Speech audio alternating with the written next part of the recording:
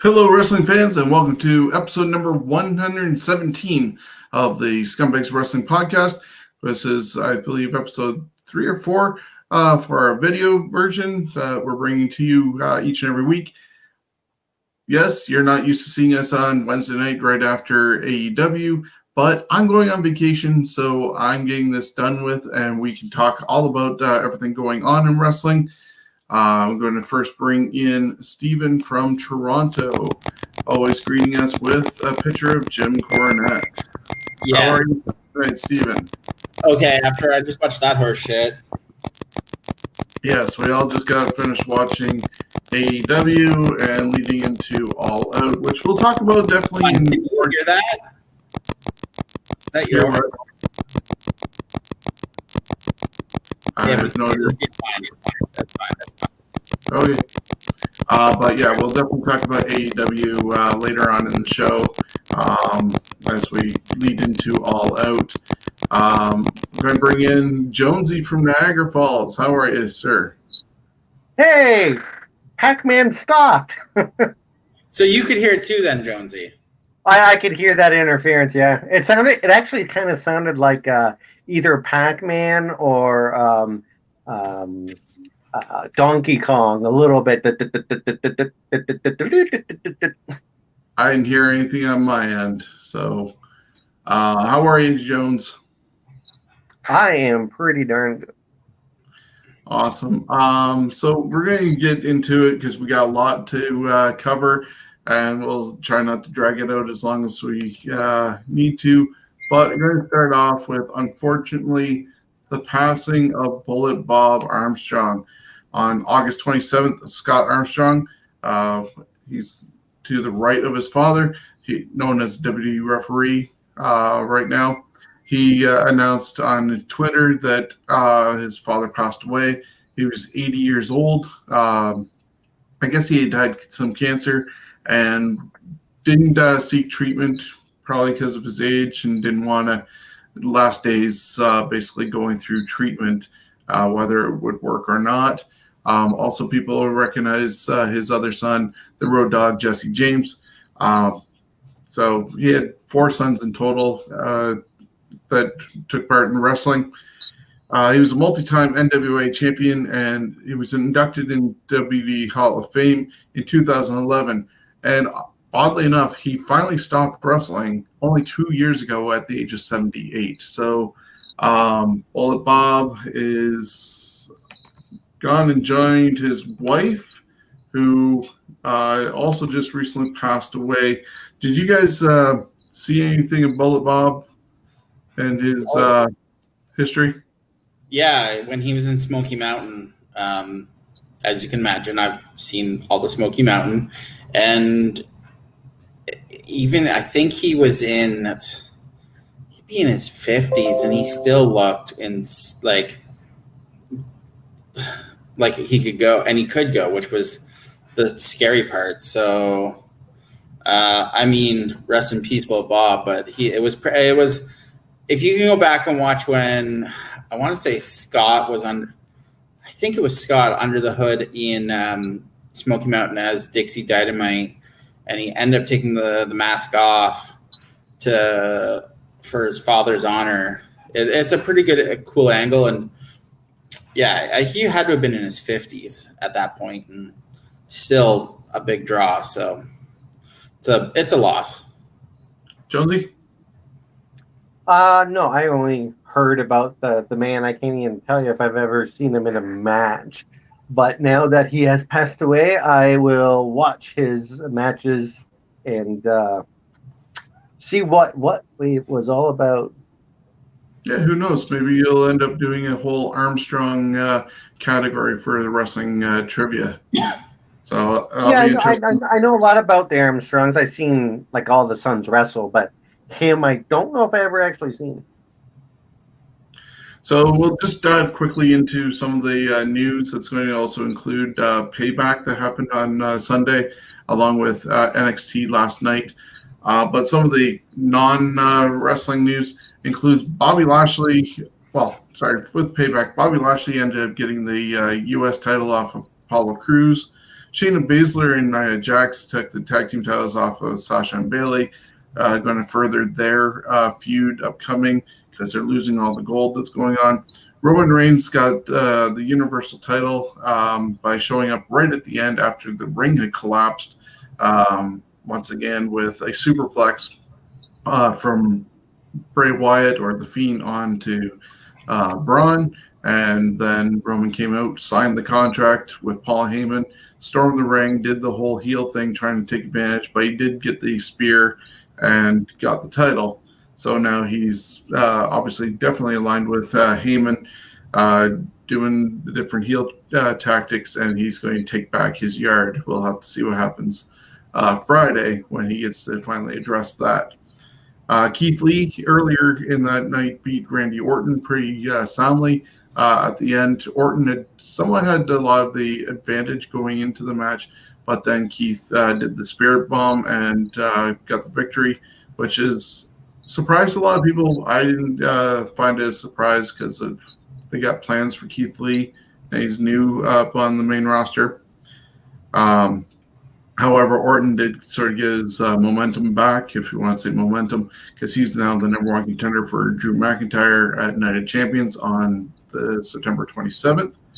Plus, Rey Mysterio and Dominic Mysterio ended up getting the victory in their tag team match, but Rey ended up tearing his triceps, and so instead of having his match against Seth Rollins on Monday, Dominic took his place, even getting himself a chance to be in that triple threat to be a number one contender. He ended up losing, obviously, to Seth, and that's where we end up getting with WWE. Thoughts on that, guys? Payback was something. I mean, Keith Lee beating Randy Orton didn't surprise me, but I'm happy it happened. I was surprised about Shayna and Nia winning the women's tag titles. I really didn't see that one coming. It's all really about it. I'm interested to see what Night of Champions lead, but...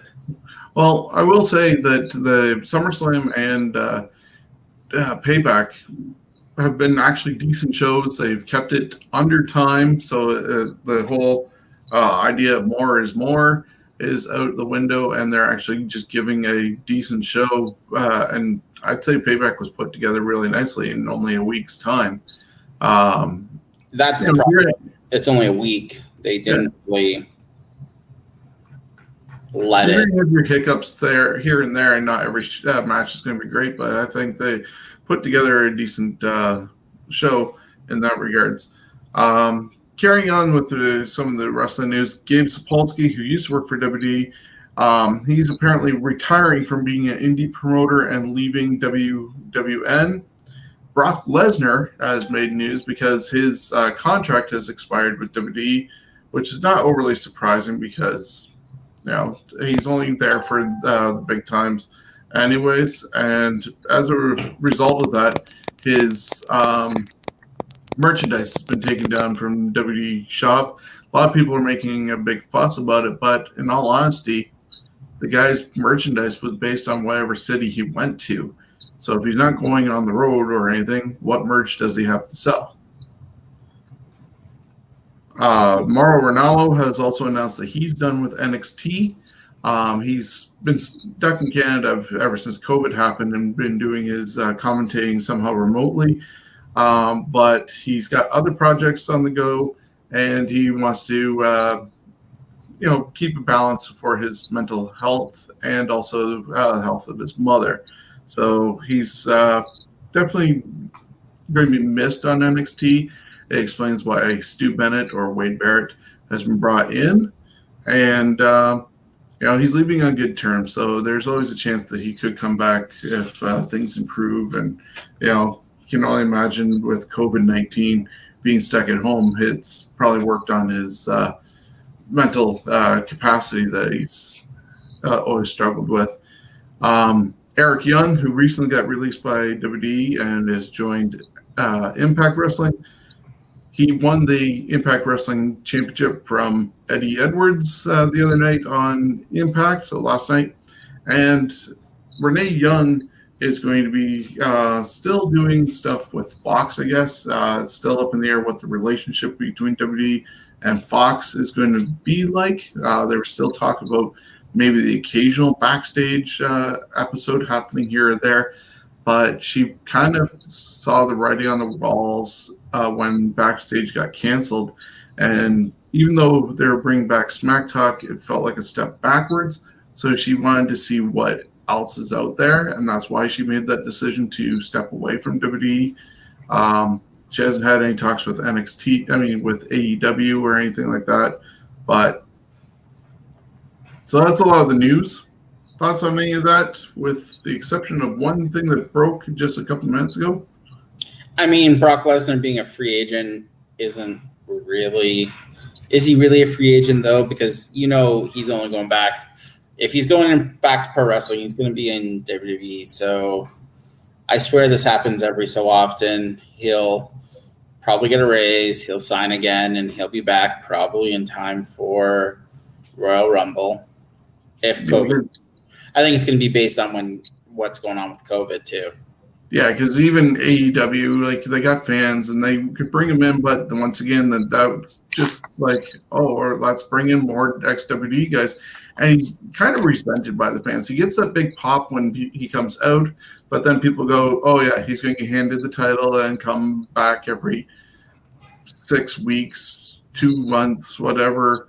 And we'll see him like a groundhog type deal and make an appearance and then disappear again. So I don't think it's worthwhile for AEW to even go after him, especially at the cost that he would be to Tony Khan to bring in. Yeah, I don't see it being I don't see him going anywhere in professional wrestling other than WWE. Maybe New Japan if the money was real high, but like I said, I don't see it being more than a WWE spot for him. Yeah. So last thing involving WWE before we move on, NXT happened last night. It was Super Tuesday because of NHL hockey happening on USA Network, and I think I even heard that they got moved over to Sci-Fi. We don't get that here in Canada, so I'm not sure how it fully got juggled. But they got moved either way from Wednesday to Tuesday, and it's going to happen again next week due to NHL playoffs. But they made a special Super Tuesday event in reflection also of Karrion Kross getting injured and having to give up the title. So they had Isaiah Swerve Scott and Breezango taking on and beating Legado del Fantasma in a sort of street fight. Imperium showed up and attacked afterwards. Candice LeRae beat Casey Catanzaro, and then Bronson Reed also beat Timothy Thatcher. But then that all led up to the 1 hour final match of the night, which was an Iron Man match. Fatal 4-way, 4 former champions of NXT, Finn Balor, Adam Cole, Johnny Gargano, and Tommaso Ciampa, all facing off in an Iron Man match for an hour, and the winner was going to be the new NXT champion. Each of them got a fall a piece, but then Balor and Cole each got an extra one. By the time ran out, it was Finn with 2, Cole with 2, and Gargano and Ciampa each had 1. William Regal came out and said instead of going, I guess, to overtime because of time constraints, obviously, on the show, that they were going to settle it next week in a sort of sudden death between Balor and Cole. And the winner of that match will next week on another Super Tuesday will be the champion of NXT. So thoughts on how that plays out? I'm not sure if you saw it, Chris, but just even hearing how that is going, what do you think of that setup? You know what? I don't follow NXT. I wish Finn Balor was up in the WWE. I'd rather see them there so I could actually watch them, but that's about all I got on that. Steven? I'm disappointed in the finale of the world title match. We were talking before we went on. I would have much rather seen either a clean winner or do 2 singles matches, and the winner of each would face off the following week. You basically said there would be a winner, and then you ended up with a tie, which I'm just not a big fan of. I would have much rather seen it be, okay, so 2 singles matches, and the winners of those will face each other next week. So I'm disappointed in that. So I'm hoping that I know those 2 will put on an amazing match. So I'm looking forward to it. I've still got to go back and watch NXT. I watched as much of the 1 hour Iron Man as I could, but an hour is a lot. So I think in the end, we're going to end up seeing Balor taking the title and holding on to it until at least Cross comes back, because they had been setting up some stuff with Balor and Cross. And depending on how things go, they could stretch it out a bit and see the Demon return to go against Cross eventually. See, and I think when Karrion Kross comes back, he's on the main roster. I don't see him back in NXT. Because at this point, what else does he have there? Not true, but at least Balor and Adam Cole, they really didn't fight with each other. I mean, it'll be interesting to see. I think it will be interesting once they start moving on to after. I assume that there's going to be a draft anytime now. I think it's happening next month. They were supposed to be in September, but I think they moved it to October. So we'll see what happens. And I think NXT is supposed to be involved with the draft this time. So we could end up seeing some formerly known as main roster guys move to NXT, kind of boosting it up to a main roster as well. And who knows what they do as far as continuing the developmental side of things. I mean, you'll always have a developmental, I think, but I think it's good to have, if they're going to go against, quote unquote, the best on the other program, you're going to need some names.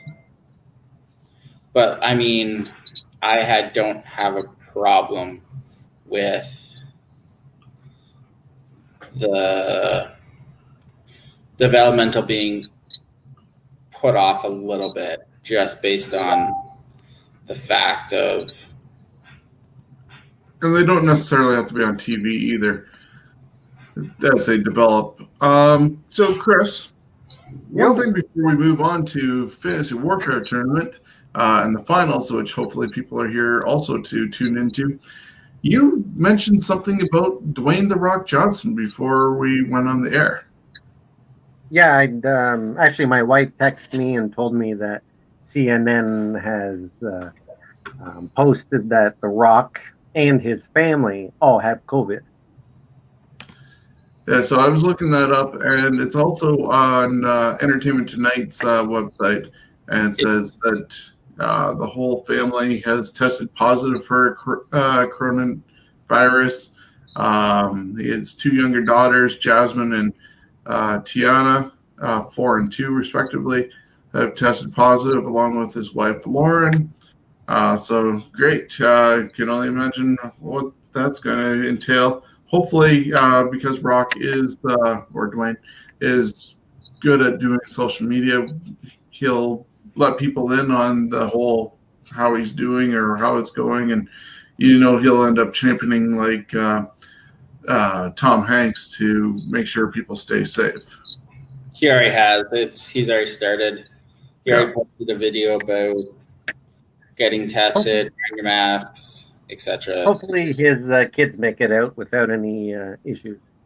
Yeah, especially at the age of 4 and 2.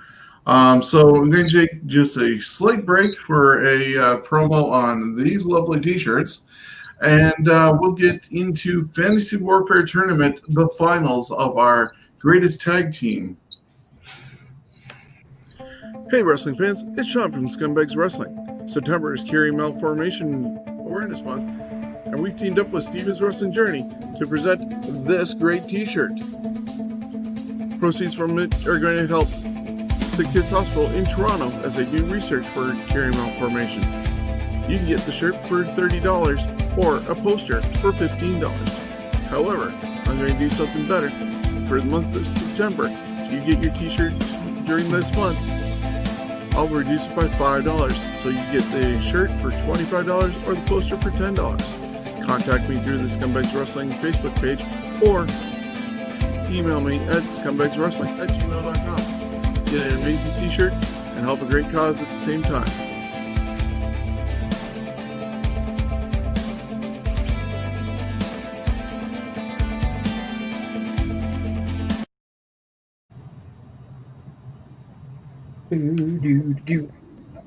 So that brings us to Fantasy Warfare Tournament. Hopefully people have been joining us every Wednesday at 6 p.m. on YouTube. And the last 4 weeks, we have been breaking down the greatest tag teams in history. We've been spanning all over the globe, all over the decades, and brought it down to the final 4, which are happening tonight. So we'll bring up the bracket to show how we got here in just a second.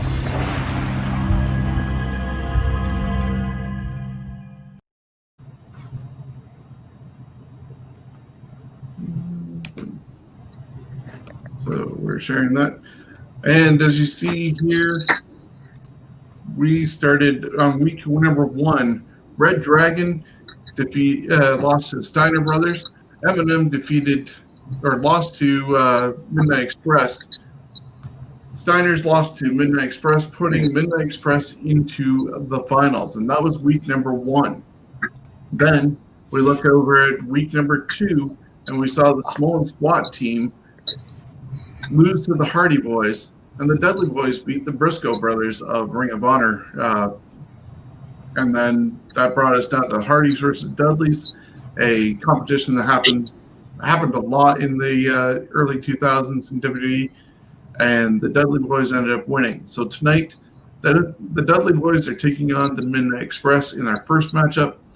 And then week 3 saw the Brainbusters lose to Rock and Roll Express. The Outsiders lost to the Road Warriors, and Rock and Roll Express beat the Road Warriors to move into the semifinals for tonight. And finally, earlier tonight, hopefully you were joining us, the Midnight Rockers lost to Harlem Heat. War Machine beat the Young Bucks, and Harlem Heat moved on to the semifinals by defeating War Machine. Guys, what do you see happening tonight? I'm actually excited. I mean, I think we have a really good mix of tag teams that are on all different genre or like decades. So I'm excited. We'll see where some of these the 2 matchups go and in the finals. So it'll be really interesting, I think. Jonesy, your thoughts before we dive in? For me, the first 2 matches, it's not hard for me to make my decision. After that, it's a little harder. Okay, so Steven, would you like to get us started with our first semifinal matchup? Run it down briefly for those who are just joining us for the first time, but it's Midnight Express taking on the Dudley Boys. And the Midnight Express we're using is Eaton and Lane.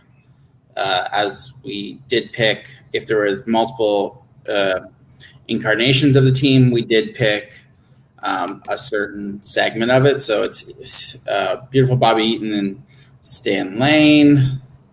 Now the Dudley Boys been together, debuted April 13th of 1996. off and on tag right till 2018. You were with us when we talked about them. It went on forever, so we got to be quick because some of us have to work in the morning. Off and on, they've wrestled ECW, WWE, TNA. So the 8-time ECW champions, 2-time IWGP champions, Tag Team of the Year, Tag Team of the Decades,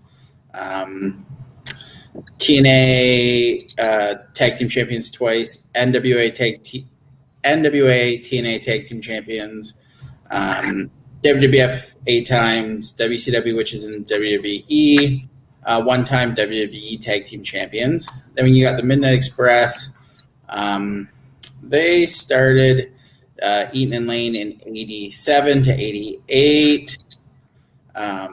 In Jim Crockett, they feuded with the Midnight, all over the place. Their titles, 3-time NWA United States Tag Team Champion, NWA World Tag Team Champions once, which was in Jim Crockett Promotions / WCW, PWI Tag Team of the Year in 1987, PWI ranked them number 32 in the best top 100, multiple feud of the years, tag of the year. I'm going Midnight. I'm not going to get. They're not going to get any other votes, but this is purely a Mark vote, and you can't change my mind. Jonesy, your thoughts? But this is supposed to be what team is the best. Now, mind you, if you take the Midnight Express, their whole career and all the different versions that they had, they are the greatest tag team. They are. But when you split them up, I mean, I ran the numbers, and the Dudley Boys have done a lot more as far as winning major championships. They've been together for 15 plus years, give or take, because of when they've split and whatnot. But for about 15 years, they've been tag team partners. Where the Midnight Express, as that version, Eaton and Lane, 4 years. Oh, 4 years. So for years wise, they don't get it. Major titles, they don't get major titles. The Dudley Boys have 22. If you include ECW, we can take those out, and they still got 14. Versus the Midnight Express's 4. I mean, I can keep going down on it. Tag of the decade for Dudley Boys. For me, it's the Dudley Boys by like a landslide. So they get my vote. And so I get to do the tiebreaker, and I do definitely have to agree with Jonesy on this one. The Dudley Boys' longevity and title reigns definitely outweigh the Midnight Express. However, if you do talk about tag teams of the 80s and who's the best and stuff like that, you're always going to come up with 2 of the 4 tag teams that we have competing tonight, whether it's the Midnight Express or the Rock and Roll Express. They had great chemistry together, huge feuds throughout North America, so especially in the South with Jim Crockett Promotions.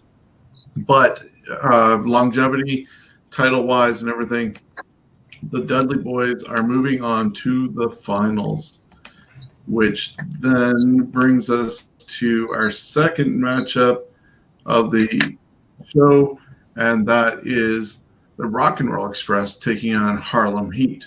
Jonesy, you get to break this one down for us. And yeah, you know what? I'm going to go with Harlem Heat first on this one.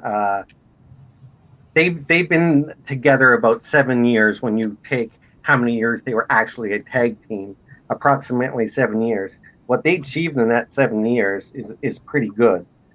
They got 10 WCW tag belts, PWI 95 and 96 as best tag team, and the Hall of Fame with the WWE in 2009. They've had some other stuff, but that's their main stuff they've done. Great entrance, great tag team, chemistry, all that stuff, and real brothers.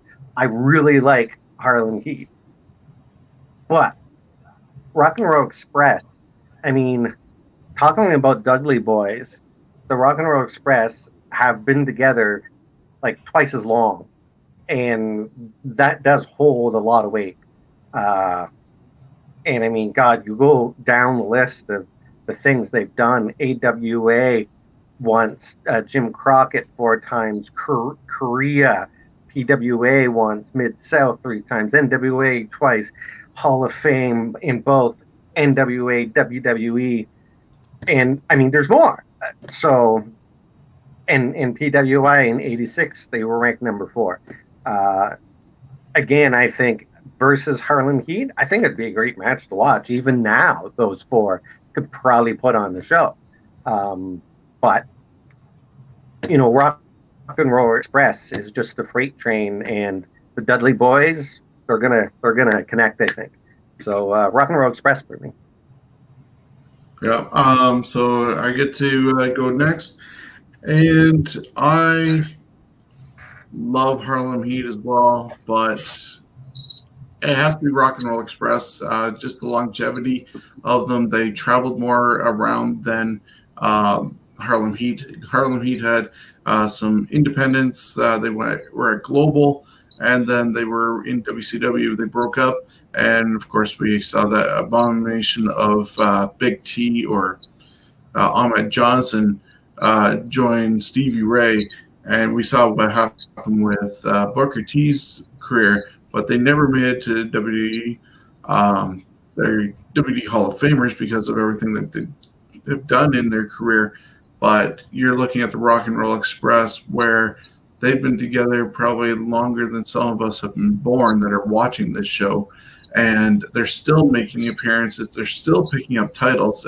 If you saw that picture, for those who are watching live with us, they're still picking up gold. And look how old they are.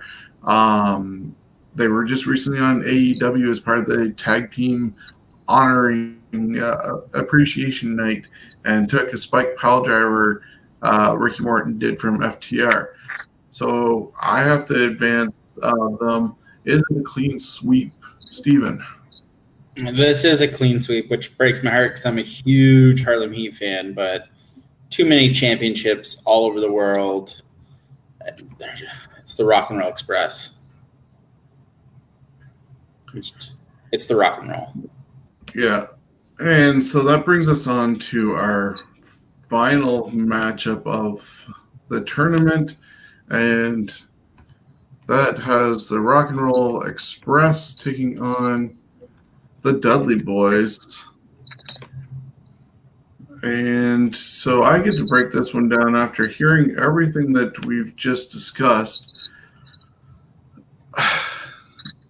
It's basically a lot of gold on the line, a lot of traveling between everywhere and doing everything.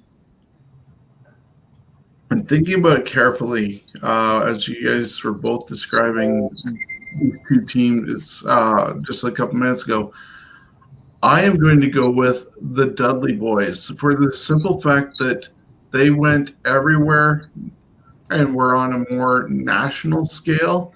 They were together maybe half as long as the Rock and Roll Express, but they went everywhere. They won tag team titles everywhere they stepped their foot into. A lot of the tag team titles that the Rock and Roll Express have also are more regional and not seen as much. So that's where I'm leaning towards, is the Dudley Boys picking up the victory over Rock and Roll Express. They might only be their only vote on this one. I don't know, but it's down to you two to decide who's picking up the victory as the greatest tag team. Sorry, who did you vote for? The Dudley Boys. Well, we're going to disagree on this one. You've got the Rock and Roll Express, which is got to be the greatest tag team around. Championships all over. Don't get me wrong, Dudley Boys would be pretty much my pick against a lot of other teams, but I'm going Rock and Roll. But just too much there. Jonesy, you get to break it for the win. I could drag it out. My pick is the Dudley Boys. I mean, a lot of what Shawn said, and they just, and I mean, the only reason why I'd want to vote for Rock and Roll is because the longevity and the fact that they're still wrestling now. And I mean, my God, but I mean, the Dudley Boys, they could wrestle, they could scrap. I mean, all their hardcore stuff they did, the fact that they were the best at getting people riled up. They especially ECW, my God. And I mean, they just, again, they've got more championships. They've just been able to do more in half the time that Rock and Roll Express did. So Dudley Boy. There you go. So there you go, everybody. We broke it down. It's 4 weeks, finishing up tonight. Earlier this evening it happened, and it concluded just now. The Dudley Boys are your greatest tag team, at least according to our voting structure that we do every week on Fantasy Warfare Tournament. Steven, you want to tell everybody about our next set of 4 weeks that we're going to be doing? Yeah, we were talking, we have our own chat, and we were talking about what could be a next theme for if we were going to do a 4 week, like some individuals. And I think Jonesy came up with this one. This is actually kind of interesting. We're just going to see if anyone can figure out what the concept is.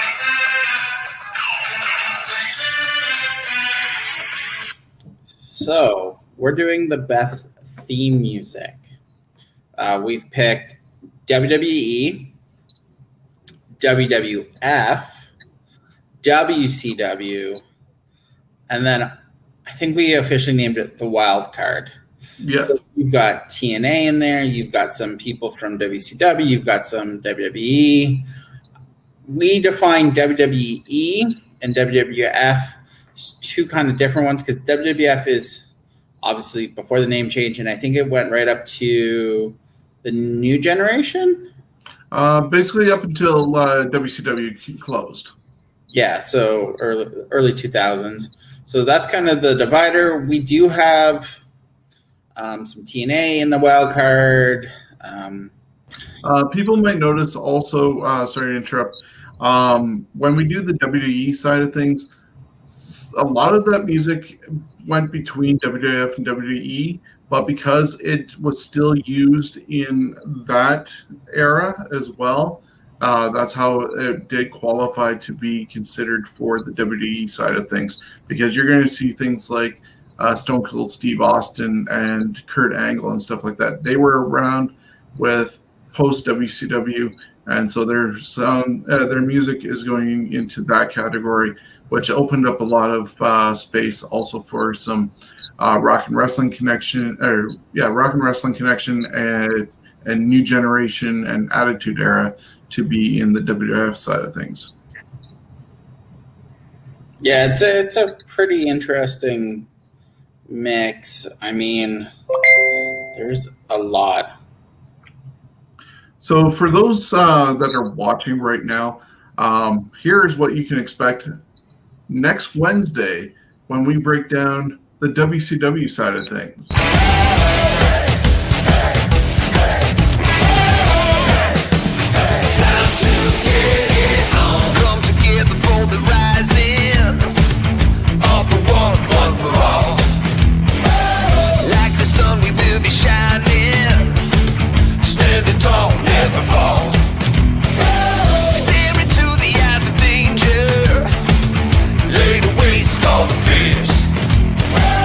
Let them hear us say it louder.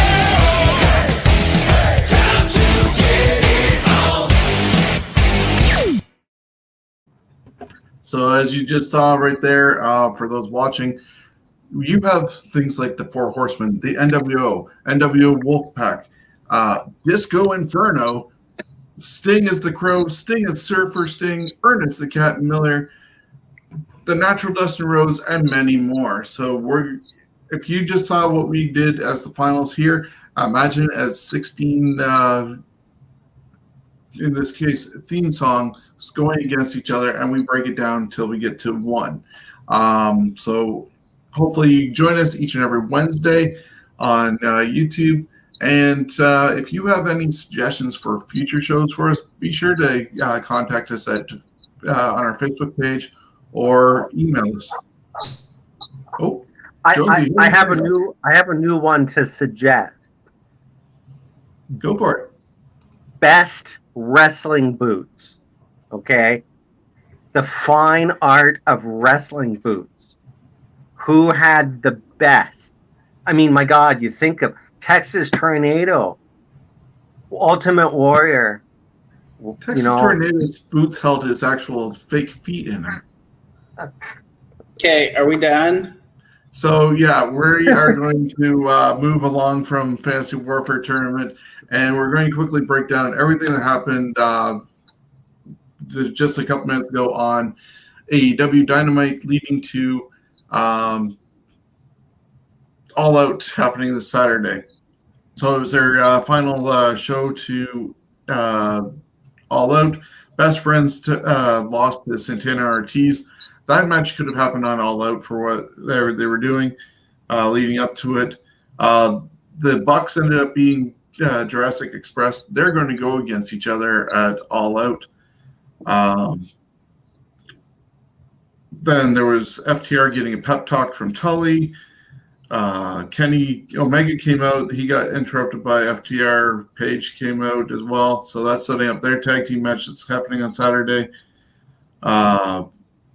Jericho talked about Orange Cassidy, and then they had requested Orange be at ringside for his match against Joey Janela, which Jericho ended up beating Janela, and it turned into a brawl with Cassidy and Jericho.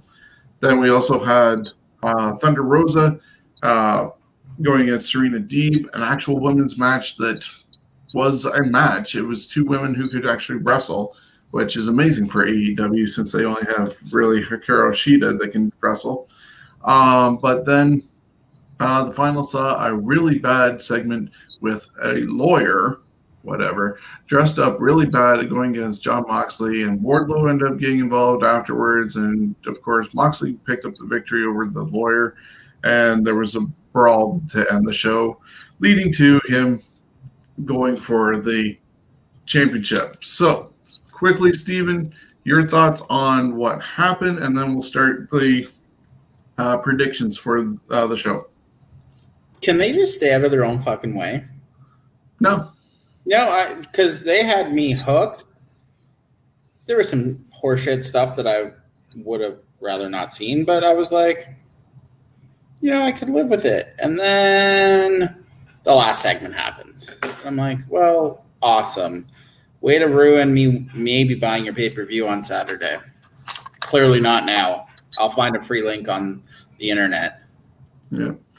Okay, so we will move into quickly talking about All Out, which is happening this Saturday on regular pay-per-view or Fight Network, or Fight TV, should I say, even on the app, and you can check out local listings for all that.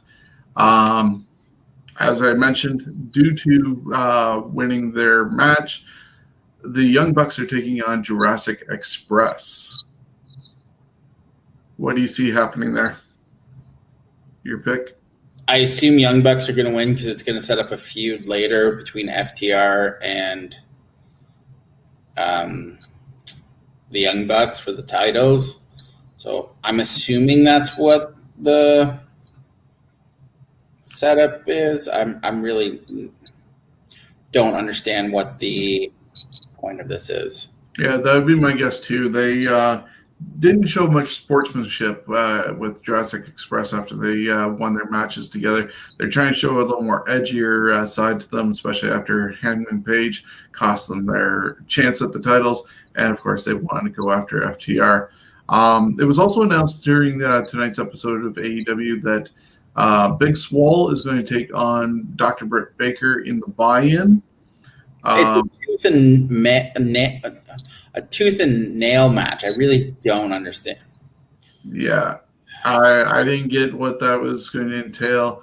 What it means is AEW's only guess, as far as I'm concerned. You have to knock out a guy's tooth.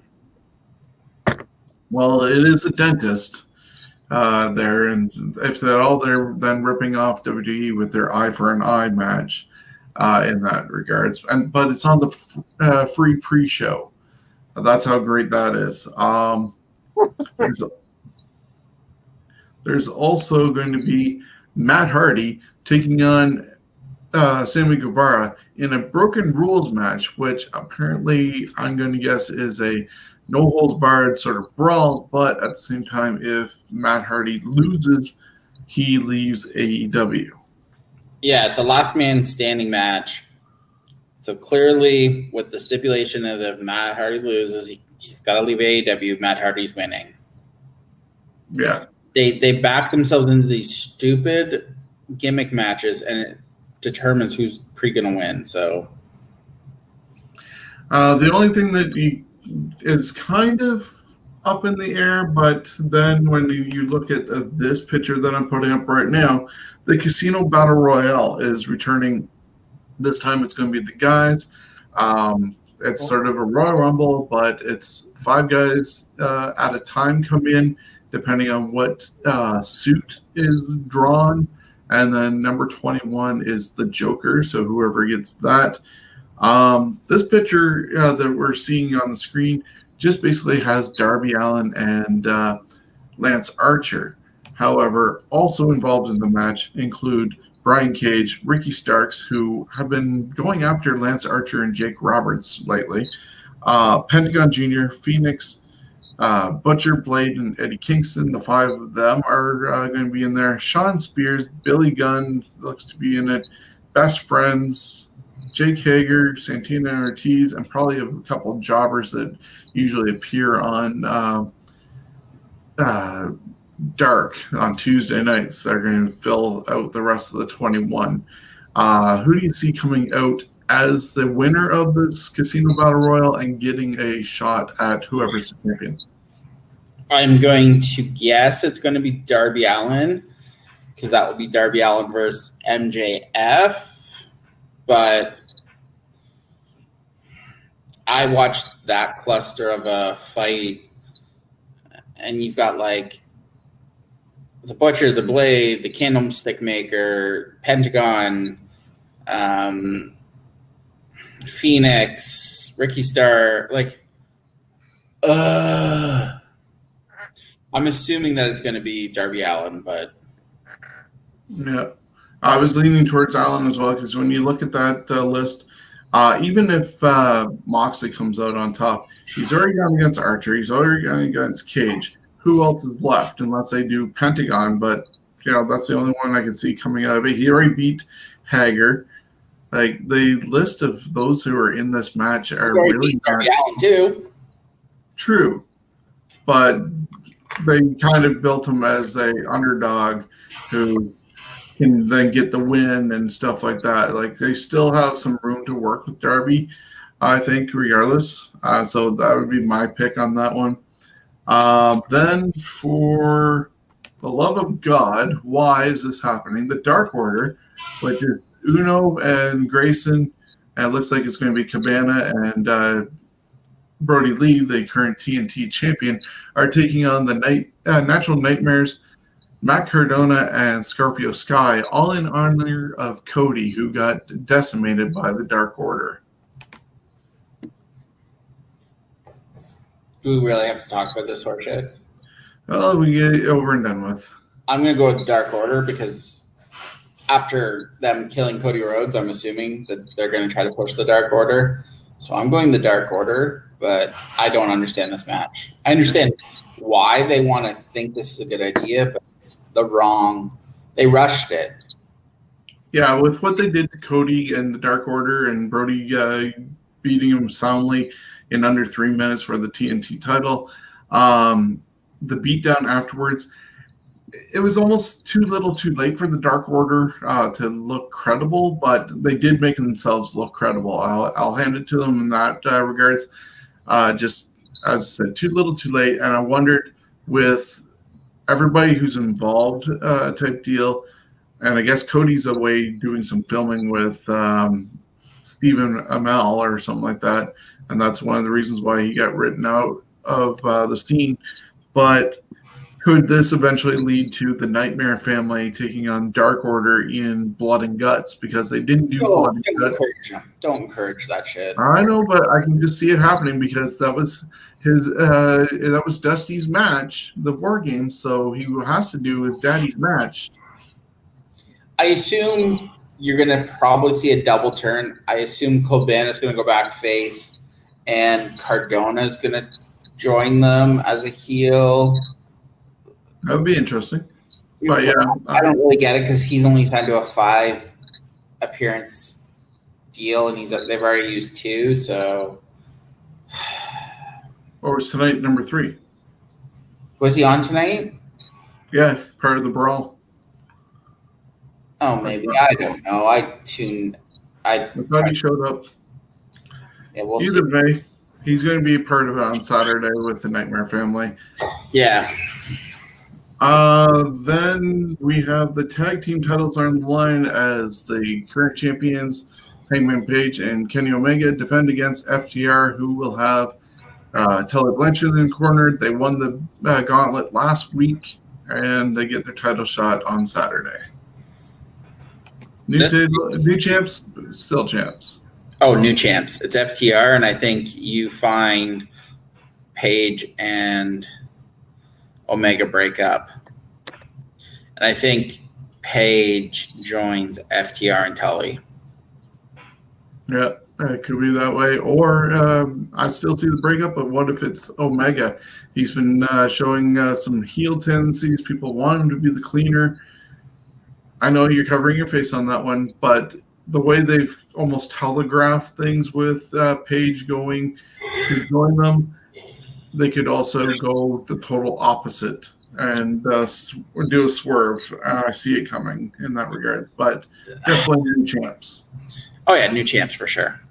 And once again, WD former guys holding titles before anybody else. I'm okay with that because of who it is. Yeah, they're the best team ever right now. Here's some craziness, but Jericho versus Orange Cassidy and Mimosa Mayhem match. 50 cases of champagne with 80 gallons of orange juice. You win by pinfall, submission, or toss your opponent into the drink. What do you see happening? They both got a victory over each other. I'm not talking about this horseshit. Okay. Well, I'm going to put it out there that obviously Jericho's going to pick up the victory because it's Jericho over Orange Cassidy. But Cassidy will get the last laugh. Jericho will look like a fool after getting the victory. They'll still brawl, and he'll get tossed into the mimosa and flail around like he's drowning. So it'll be an embarrassment that way. And the main event has Jon Moxley defending against the undefeated MJF for the AEW World Championship. MJF will most likely have Wardlow in his corner. What do you see happening? New champ still. This should be new world champion MJF. I really hope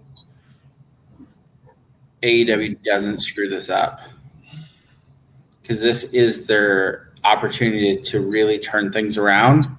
You have the perfect heel that you've got set up here, so they don't pull the trigger. They're dumb, and they just killed the opportunity. So it's got to be MJF. Yeah, I'd like to see MJF get the title. I like John Moxley, but at the same time, they need something new. They need a heel like MJF to have it hidden. He can claim to be the youngest AEW champion. I did forget one match, which somehow I don't have that graphic for, but the women's title is on the line with Hikaru Shida defending her AEW championship against the NWA Women's Champion Thunder Rosa, who we just saw earlier beat Serena Deeb. Oh, it's Sheeta's going to win, but we're actually going to see that Sheeta can actually work instead of working with all the green shit that we've seen her work with. So that should be a good match. But I mean, the thing is, they brought in Thunder Rosa. They've brought in what's her name that was a coach in WWE Performance Center. Serena Deeb. Yeah, they're only going to be here for at least Thunder Rosa. She ain't going to be around long. She's with the NWA. So I assume this was a short-term sign, and then they're moving. She'll be going back to the NWA. I don't know. That's where I'm guessing that's going. It could be completely different, but for all I know, NWA and them are going to have a working relationship. Yeah, it looks like it at the moment. NWA is just grasping at whatever straws they can do, because there was another announcement earlier a couple of weeks ago that they teamed up with somebody else to get TV going on for them, but they still haven't been able to kickstart and get back in the motion of things. I like this matchup. It could be the sleeper surprise match of the night, just because these two women can work. I like them both, but I do see Sheeta retaining her title. There could be a rematch down the line in November, potentially, if they keep Thunder Rosa around with the NWA. But that is everything for All Out that's happening this Saturday. Check your listings with your cable, satellite, whoever, or your apps if you get your stuff through Fight. It's happening on Saturday. It's their normal Labor Day weekend tradition that they've done for the last couple of years.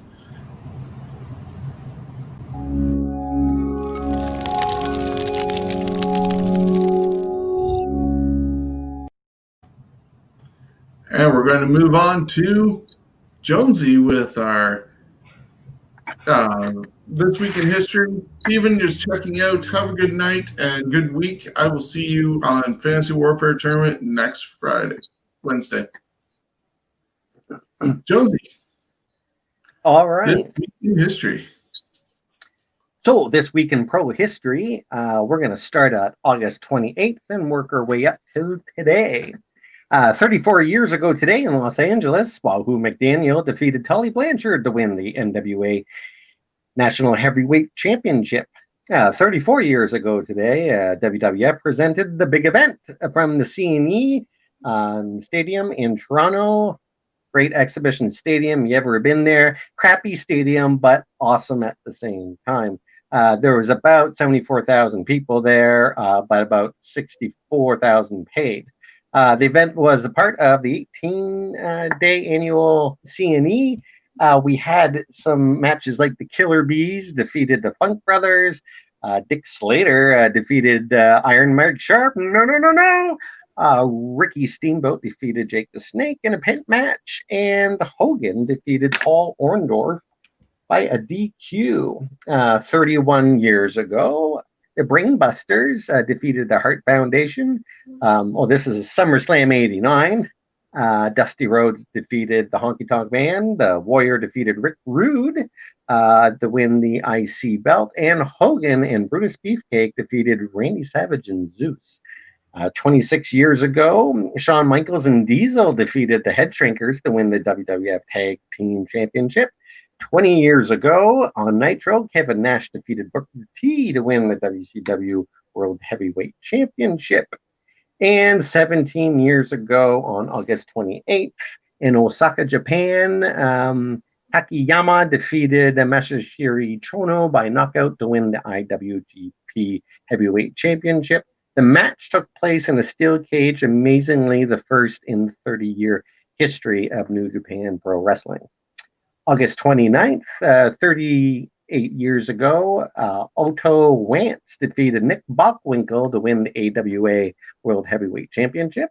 32 years ago, the SummerSlam from Madison Square Garden. SummerSlam would air on the last Monday in August for each of the first 7 years that they were, I don't know. Anyways, we'll ignore that. That was the one with the Mega Powers, Hogan and Savage defeating the Mega Bucks, Ted DiBiase and Andre the Giant, and Jesse the Body, of course, was the special guest referee, and we got to see some Elizabeth Butt. 28 years ago, WWF held SummerSlam 92 from Wembley Stadium. The event didn't actually air in the United States until 2 days later. And the Legion of Doom with Rocco, yuck, that was a horrible character, defeated Money Inc. Shawn Michaels fought Rick Mortel in double countout, and unique at that time for two bad guys to go at it at a pay-per-view. The Undertaker defeated Kamala by DQ, and the Bulldog defeated Bret Hart to win the IC Championship. 26 years ago, SummerSlam 94 happened. We had Alundra Blaze defeat Bull Nakano in an excellent match. Razor Ramon defeated Diesel to win the WWF IC belt. Bret Hart defeated Owen Hart in the steel cage match. That was a fantastic match. That was actually a fairly good Royal Rumble. It really was. SummerSlam. And The Undertaker defeated The Undertaker. That was the only match that kind of was like, eh. Sorry. There we go. My screen changed on me. August 30th, 51 years ago, in Chicago, Mad Dog and Butcher Vachon defeated the Crusher and Dick Bruiser to win the AWA World Tag Team Championship. 27 years ago, the Lex Express rolled into SummerSlam 93 from the Palace in Auburn Hills, Michigan, which recently was finally completely demolished. In a dark match, Owen Hart defeated Barry Horowitz. That was just 1 year later. Owen would actually be in the main event in 94. So what a turnaround in 1 year. We had Razor Ramon defeat Ted DiBiase, which was DiBiase's final WWF match. The Steiner brothers defeated the Heavenly Bodies to retain the WWF tag belts. We had Bret Hart defeat Doink the Clown by DQ. We had Ludwig Borga defeated Marty Jannetty. The Undertaker defeated Giant Gonzalez, and Lex Luger defeated Yokozuna and retained the belt, and the Lex Express went to the junkyard. 27 years ago, WCW Saturday Night in taping in Atlanta, Georgia. Dustin Rhodes defeated Ravishing Rick Rude to win the NWA WCW United States Championship. 22 years ago today, SummerSlam was presented. That was 1998. D'Lo Brown defeated Belle Venus. X-Pac defeated Jeff Jarrett in a hair versus hair match. Shamrock defeated Owen Hart in a submission match in the Lion's Den match with an ankle lock, which happened at the adjacent theater to Madison Square Gardens. Triple H defeated The Rock in a ladder match to win the IC belt, and Stone Cold Steve Austin defeated The Undertaker to return the WWF Championship belt. And 11 years ago on that day, Walter Killer Kowalski died after he was taken off life support following a heart attack he suffered earlier in the month. He was 81. He, of course, had many future stars roll through his wrestling school: Triple H, Chyna, Perry Saturn, Kronos, Big John Studd, April Hunter, Christopher Nowinski, Brittany Brown, Eddie Edwards, Frankie Kazarian, Damian Sandow, and Fandango. Killer Kowalski was a vegetarian who didn't drink or smoke, nor would he drive with wrestlers who smoked, and a lifelong bachelor, though Kowalski did marry at the spry age of 79 in 2006. August 31st, 51 years ago in Minnesota, Vern Gagne defeated Mr. X to win the AWA World Heavyweight Championship belt. Gagne's ninth reign, which would be his longest, as he would hold the championship uninterrupted for more than 7 years, later losing to Botwinkle in 75. 35 years ago in Tokyo, Japan, Terry Funk calls it a career for the first time. 26, 26 years ago, both the British Bulldog and King Kong Bundy returned to the WWF at a Superstar taping. 23 years ago today in Yokohama, Japan, Kinzuki Sasaki defeated Shinya Hashimoto to win the IWGP Heavyweight Championship. The win ends Hashimoto's 489-day reign as the IWGP champion. The record actually still holds to this day. 18 years ago today in Denver, Wife Beater defeated Nick Mondo in a 200 light tubes barbed wire salt match to win the first ever CZW Tournament of Death. Wife Beater also defeated Nick Cage in a Panes of Glass and Necro Butcher in a Staple Gun Falls Count Anywhere match. Other participants included John Zandig, Nate Hatred, The Messiah, Nick Mondo, Homeless Jimmy, my favorite, Toby Klein, and Adam Flash. And now we move into September the 1st. 41 years ago on that day, the WWF introduces the Intercontinental Heavyweight Championship with Pat Patterson as its first champion, having won a tournament in Rio de Janeiro. In actuality, Patterson defeated Ted DiBiase to win the WWF North American Championship back in June. The belt would be repackaged as the IC Championship belt.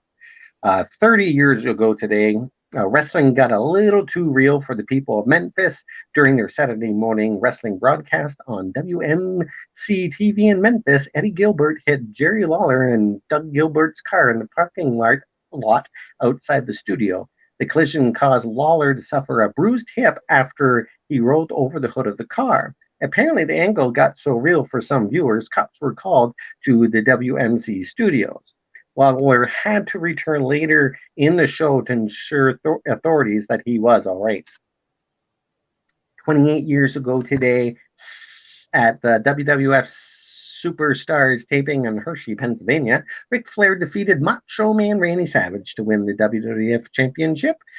The match shown on Primetime Wrestling 13 days later was actually a retake. The first take of the match was stopped due to Vince McMahon being dissatisfied with how the match was progressing. And September 2nd, 28 years ago today, WCW presented the Clash of the Champions 20, which was the 20th anniversary, of course, from Center Stage Theater in Atlanta. The show commemorated WCW and its predecessors broadcasting on TBS for 20 years. Two former WWF champions made cameo appearances on the show, Bruno Sammartino, and in his last American television appearance, Andre the Giant. Andre would die just 5 months later. And wrapping it all up, September 3rd, 31 years ago today in Atlanta, Georgia, the Great Muta defeated Sting in a no DQ match to win the NWA World Television Championship. 25 years ago today, Manami Toyota defeated Yakimo Hoto to win the AJW Japan Grand Prix tournament. And it's a happy 33rd birthday for Laura Dennis, best known to wrestling fans as Cherry Bomb through TNA, though TNA fans may know her by her other name, Allie. She worked for a few Canadian independents, most notably Montreal-based NCW Femme Fatales and Great Canadian Wrestling before regular competition in the States. Laura has appeared for Combat Zone Wrestling, Ring of Honor, WWE, and TNA. On May 9th, 2015, Cherry Bomb ended Lufisto's year-long reign as Woman Superstars Uncensored Champion. Dennis is married to fellow professional wrestler Jesse Gillimonte, better known as Pepper Parks. He also has competed as Braxton Sutter. The couple will celebrate their 7th anniversary later this month. And currently, The Blade on AEW. There you go. And the Blade on AEW. And that is it for me. Wow, that is a lot of history to take in. Never a dull moment in the world of wrestling. A lot of things to look up. Definitely some good events, as you pointed out, including surprisingly SummerSlam 94 with Hart versus Hart in that steel cage, and just everything else that's happened over the month, like the different SummerSlams and clashes of champions. Rich history to look back on. I encourage fans to do so. It's a long weekend. Why not check out some history of wrestling? We're going to present it to you as much as possible. Some interesting things to look at. So before we wrap up, Chris, you got anything going on with the trivia? Yes, every Monday we will have a new show out, a new episode, Wrestling Trivia Game Show Challenge. You like Jeopardy and you get upset that there just isn't any wrestling content in there, then, well, this is for you. And you know what? It doesn't matter if you get one damn question right. It's just, it's fun, it's educational, and that's why I like doing it. It's fun to go through, especially a lot of this that I like. Now I'm not into wrestling like I used to. I'll still go see live shows and that, but back then I actually got to see a lot of this stuff happen as it happened, whether it was TV or live or whatever. So it's great that, like, how I didn't know that the match that they showed of Ric Flair and Macho Man was actually the second take. Yeah, so you learn something here, or even on Fantasy Warfare Tournament. I'm even learning things with some of the questions, whether I get them right or not. We always have some fun and good to do. So if you want to be a contestant, contact Chris through the Wrestling Trivia Challenge group page, or contact me through the Scumbags Wrestling.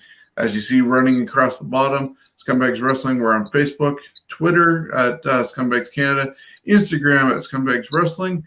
We also have our show audio-wise on Stitcher, Spotify, iHeartRadio, iTunes, anywhere you get your podcast from. This show is on Twitch, Facebook, and on YouTube. So you can always get a hold of us. You can always catch our shows.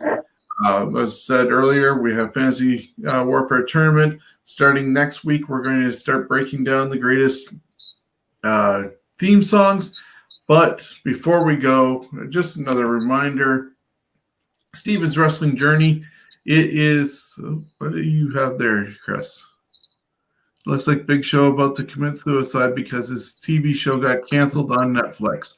I forgot to mention that in our news thing. You know, I feel for the guy, but hopefully he finds something else, because he is good on the screen. But that show they gave him, it was just a crappy kids sitcom, Disney styled. Yeah.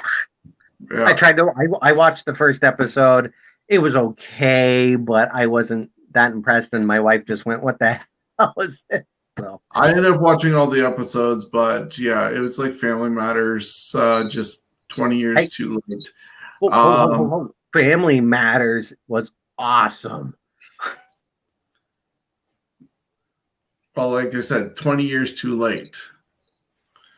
But yeah, so as I was saying, Steven's Wrestling Journey. This month is Curie Malformation Awareness Month. We are selling these T-shirts along with a 11x17 poster for $25 for the shirt, $10 for the poster. All the funds are going to go to Sick Kids Hospital in Toronto. We're going to play the commercial as we end tonight's show, but please contact me at scumbagswrestling@gmail.com and get yourself one of these great T-shirts, because wrestling is coming back eventually in Ontario, and you want to show up with some really cool and new shirts. and I got them right here for you. So contact me, support a great cause while getting great merch. Anything else before we check out, Chris? No, I'm good. So everybody have a great long Labor Day weekend, and we'll be back next Thursday. Hey wrestling fans, it's Shawn from Scumbags Wrestling. September is Carry Malformation Awareness Month, and we've teamed up with Steven's Wrestling Journey to present this great t-shirt. Proceeds from it are going to help Sick Kids Hospital in Toronto as they do research for Carry Malformation. You can get the shirt for $30 or a poster for $15. Hey wrestling fans, it's Shawn from Scumbags Wrestling. September is Carry Malformation Awareness Month, and we've teamed up with Steven's Wrestling Journey to present this great t-shirt. Proceeds from it are going to help Sick Kids Hospital in Toronto as they do research for Carry Malformation. You can get the shirt for $30 or a poster for $15. However, I'm going to do something better. For the month of September, if you get your t-shirt during this month, I'll reduce it by $5. So you get the shirt for $25 or the poster for $10.